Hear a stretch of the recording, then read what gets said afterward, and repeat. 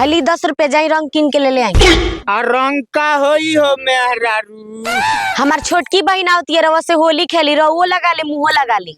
ना हम ना खेलब होली, बहन के संगे होली खेलल जाला। सुनी ना उ हमार नु बहन है और तसारिन लागी।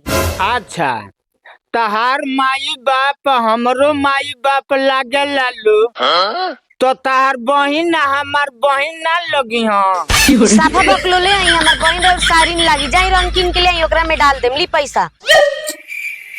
का डाल दे? का डाल देम? रंग डाले कहता नी रंग जाई। अच्छा अब की पारी सारिन के आवे दो, एक बाल्टी रंग अब की डाल।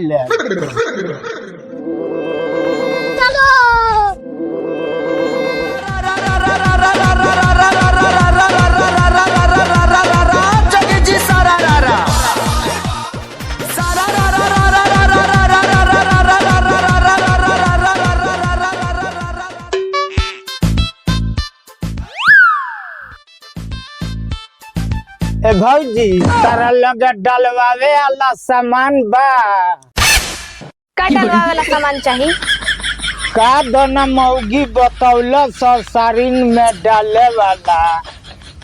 ए भौजी आ तू अपना जीजा से कबो डलवले बानी? का डलवाले बानी कौची? अरे तोर बहन चोदा मन पर ना भी। अच्छा अपना जीजा से ना डलवले ओखबू तो अपना मर्द से डलवले ओखबू नु। अरे अपना मर्द से तो बहुत कुछ डलवाल जाला, का बताई रवा से। जाई अपने मेहरारू से पूछ के आई।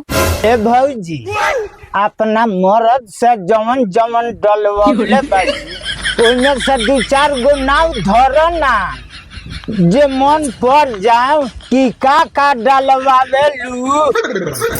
अब तरह से ये बताओ तेरे कि हम अपने मर्द से का डलवा में भाग ये से भाग, ओई बरा से माथा चटले बड़े।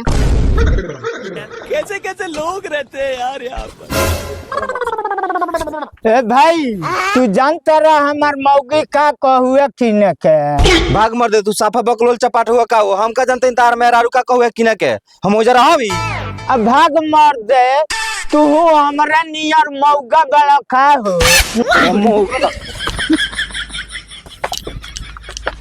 4 किलो अबीर ले लेम, 5 पैकेट रंग ले लेम, सब खत्म हो गइल बा। भौजी हमरा मन पर गइल, हमरा रंगवे चाहिए, रंगवे चाहिए। कितना चाहिए बोली? हमें 1 बाल्टी दे दो। रंग बाल्टी में ना बेचाला, पैकेट में बेचाला। ए तो हम बाल्टी ले आई बानी। ए तो कहता नहीं बाल्टी में ना बेचाला, पॉकेट में बेचाला। ए तो हम सोचले रनिया सरिनिया के बाल्टी से डाले के, पैकेट से केंगा डलाई। जेंगन मन करी होगा डालत रहम। ली है रंग ली, 10 रुपए दी।